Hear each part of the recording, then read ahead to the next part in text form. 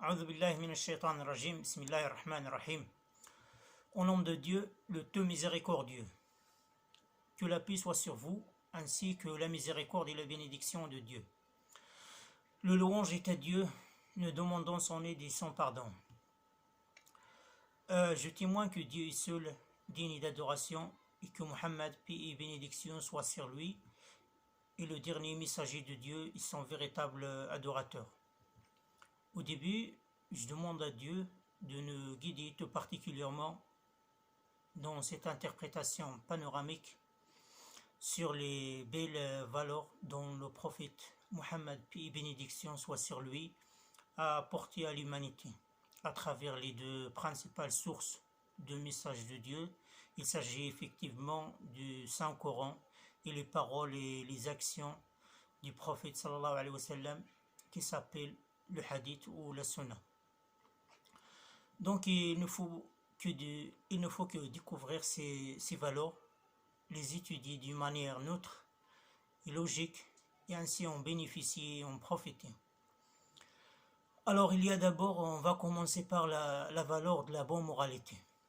L'islam nous a apporté un grand nombre de valeurs vis-à-vis de toute l'humanité, telles que le sens moral et éthique. C'est très important, car le prophète Muhammad, paix et bénédiction soit sur lui, a déclaré: j'ai été envoyé pour parfaire la bonne moralité des gens. Il a également déclaré: si vous n'avez pas honte, alors faites ce que vous voulez. Donc le vrai islam, c'est l'islam qui reprend les vraies sources de la religion, telles qu'elles ont été décrites par le prophète, paix et bénédiction soit sur lui, qui est pour nous le vrai modèle à suivre. Car Dieu dit dans le Saint-Coran: vous avez eu en le prophète le parfait modèle à suivre. Chapitre 33, verset numéro 21. Et donc, on doit le suivre dans sa moralité, dans sa douceur, dans sa sympathie, dans sa modération, dans son altruisme, etc., etc. C'est le guide pour nous. Et c'est ça les vraies valeurs aujourd'hui dont on doit partager, exécuter à la fois. Des valeurs dont on a été éduqué depuis toujours. Alors, il y a également au sein de l'islam la valeur de la liberté en général, surtout la liberté de la culte. Chacun est libre de faire ce qu'il veut, on est d'accord, tant qu'il ne déborde pas sur la liberté des autres. C'est très important. C'est une règle. Et tant qu'il ne dérange pas l'autre. D'après le Coran, bien évidemment, Dieu a dit: la ikraha fid din. Il n'y a point de contrainte dans la religion.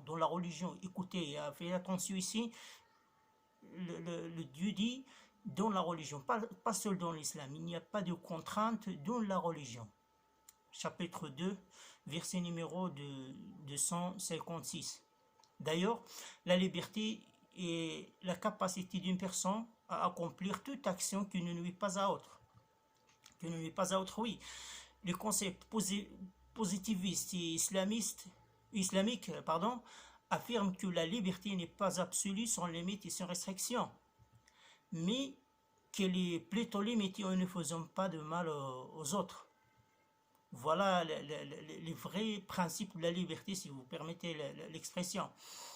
Il y a également au sein de l'islam la valeur de la fraternité. L'islam est une religion humaniste et universelle qui s'adresse au genre humain dans son ensemble et dans sa diversité. Il a sans doute fixé le lien qui unit tous les êtres humains, quels que soient les différends qui les caractérisent. Ce lien se manifeste clairement et évidemment dans le verset numéro 13 du chapitre 49 de le Saint-Coran, quand Dieu dit: ô homme, nous vous avons créé d'un mâle et d'une femelle, et nous avons fait de vous des peuples et des tribus pour que vous vous entreconnaissiez. يا أيها الناس إنا خلقناكم من ذكر وأنثى وجعلناكم شعوبا وقبائل لتعارفوا. Alors l'expression ici homme est un appel à toute l'humanité dans sa diversité. Ce verset met en évidence, si vous permettez, l'origine commune des êtres humains, à savoir qu'ils descendent tous du même père et de la même mère. Bien évidemment, ils descendent tous d'un même mâle et d'une même femelle. C'est très bien clair, ils descendent d'Adam et d'Ève. De son côté, le prophète sallallahu alayhi wa sallam a déclaré: nul ne sera véritablement croyant tant qu'il n'aimera pas pour son frère ce qu'il aime pour lui-même. La yu'minu ahadukum hatta yuhibba li akhihi ma yuhibbu li nafsihi. Donc le terme frère ici, dans ce hadith, désigne et signifie la fraternité humaine. C'est très bien clair que l'islam donne une très importance à la fraternité dans son globalité, ou dans sa globalité.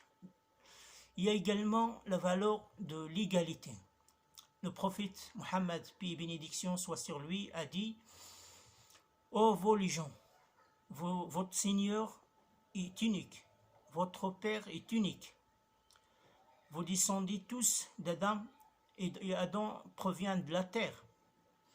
Assurément, le plus noble d'entre vous auprès d'Allah est le plus pieux.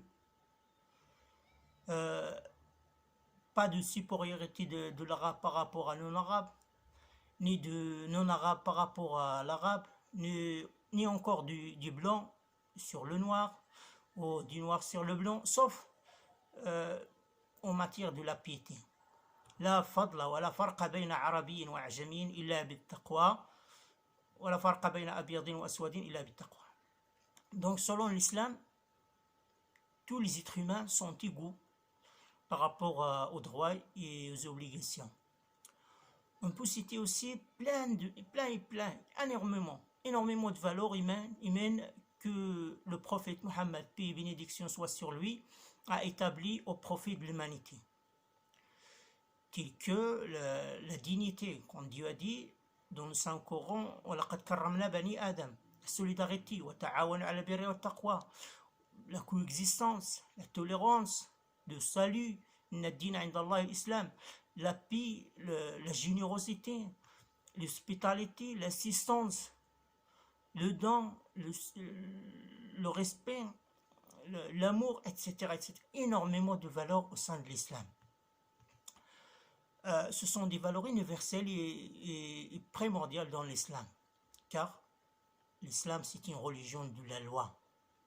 L'islam est un droit religieux, et donc ce droit religieux accompagne l'homme depuis le berceau jusqu'à la tombe et dans tous les aspects de la vie humaine, de la vie de l'homme.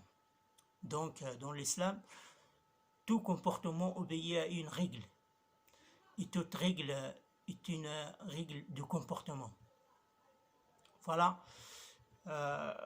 Évidemment, le sujet est très large. Il y a tant énormément de choses à dire de ce domaine-là. On a fait ça pour la commémoration de la naissance du prophète de cette année.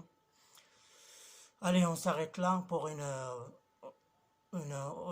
prochaine occasion, Inch'Allah. Merci pour votre attention. سبحان ربك رب العزة عما يصفون وسلام على المرسلين والحمد لله رب العالمين.